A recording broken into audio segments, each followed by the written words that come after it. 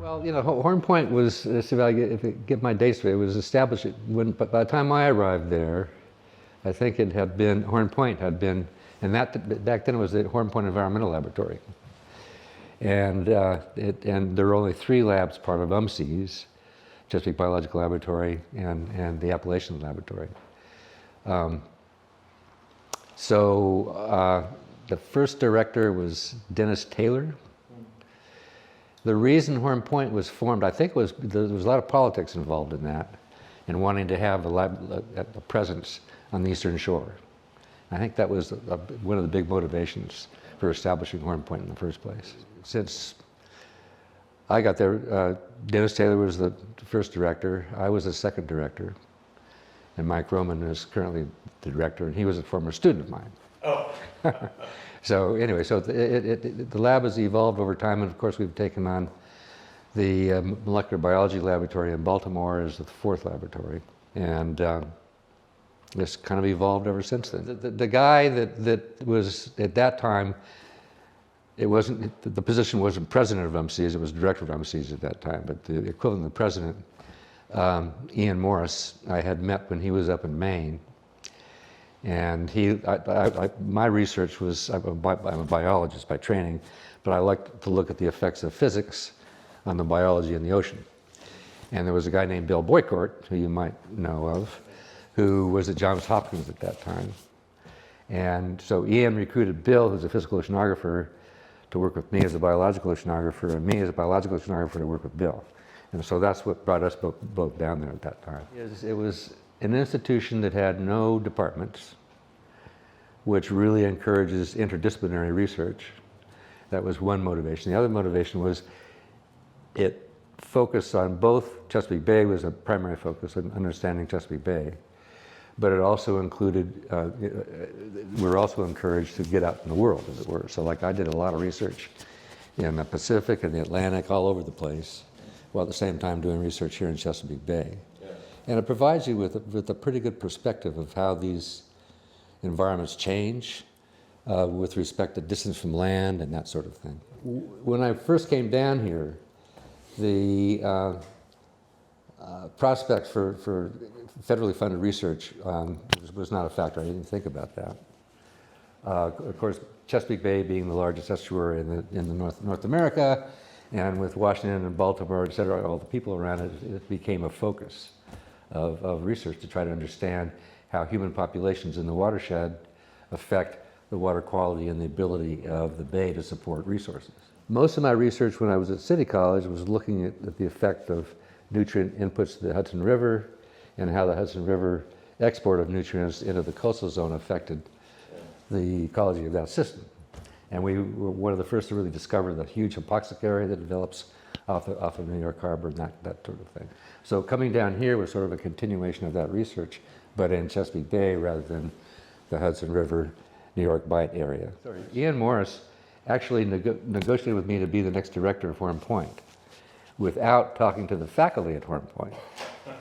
And so when I came down for my interview, it was not the friendliest of environments, let's put it that way. So Ian withdrew that offer and brought me on as an associate professor with a promise to put me up for promotion to full professor the following year. And that's pretty much how that played out. So I didn't become director of Horn Point until Ian Morris died. Now that was, the situation there was one of the directors, one of the presidents of one of the universities in the system had died suddenly, and he didn't have a replacement named. So they went through this big rigmarole of identifying somebody to do the job temporarily. So he required all of the presidents to give him the name of somebody who would take over if they died. And so one morning I get Ian had broken his ankle and got a blood clot. The blood clot went into his lungs and he died. I got a call from then Chancellor Toll to come and interview for the job as acting president of UMCES. So that began in 1989. So I jumped immediately from being a full-time researcher and professor to suddenly being in administration, which I had avoided all my life. You know, I did not want to be in administration. You know, I served on committees and stuff like that, but I was not into being, but I did it because I love the institution. And AMCES is kind of unique in that it's, the number one, its laboratories dispersed around the state, and the fact that there was, from the beginning, there was a big emphasis on interdisciplinary research. And so that for me was, and the fact that Ian Morris was one of my heroes at the time. So, you know, I obviously accepted them. I think that the big things here, the big issue, and still is a big issue, was what kinds of information do managers need to engage in something called ecosystem-based management of fisheries or water quality.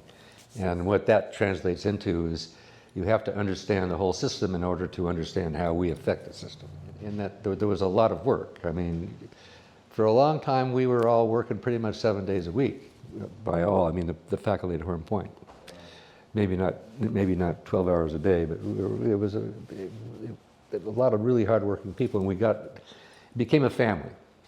And that was another unique aspect, and this is one of Ian Morris's legacies, is when we hired people both because of their expertise and because of our feeling that they would blend in with the current family. So it was, you know, you do your own work, and if you have time, you help other people out, that kind of thing. So it was a very special place to work.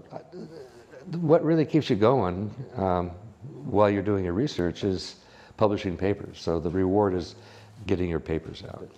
I hadn't published very much until I was working on the UN has done something every 4 to 5 years looking at the status of the oceans. And I was the lead author on one of the chapters that had to do with coastal eutrophication, the effects of nutrients coming off the land on coastal ecosystems. And one of my co-authors suggested that we write a paper, publish it. And we did. I did write that paper with her help, and published that in Frontiers about a year or so ago. And that became recognized throughout the world. I've gotten a lot of feedback on that paper. It was a comparative analysis of different systems from the Great Barrier Reef to Chesapeake Bay to the Mediterranean, that kind of thing. I guess I'm more optimistic, and I'm more optimistic because I think in the last couple of years, it's just been in the last couple of years, the problems associated with climate change, and a lot because of what's happened this summer, over the last few months, with all the wildfires and the flooding, et cetera. The whole problem of climate change is finally beginning to get high enough in the public's conscious that they're really thinking about it. So that makes me feel kind of optimistic about it. But the thing that you have to realize is that even if we stop producing CO2 right now, the change is going to continue. There's a lot of momentum there. So whether or not we stay within the 2-degree limit for really drastic changes is open to question right now. When I retired, I was heavily involved in United Nations stuff as it relates to the oceans and the Intergovernmental Oceanographic Commission. So I was doing a lot of work with them, and I was involved in both the first and second edition of the Status of the Oceans report. The second one just came out. This is what he really, we did a comparative analysis of Chesapeake Bay and the Northern Adriatic. And there are a lot of reasons for that. One of which is the nutrient inputs to both systems are mainly driven by river inputs. But while the river flows of the Po, and they're dominated by one river, the Po River and the Northern Adriatic, and obviously the Susquehanna here, account for most of the nutrient inputs to the two systems.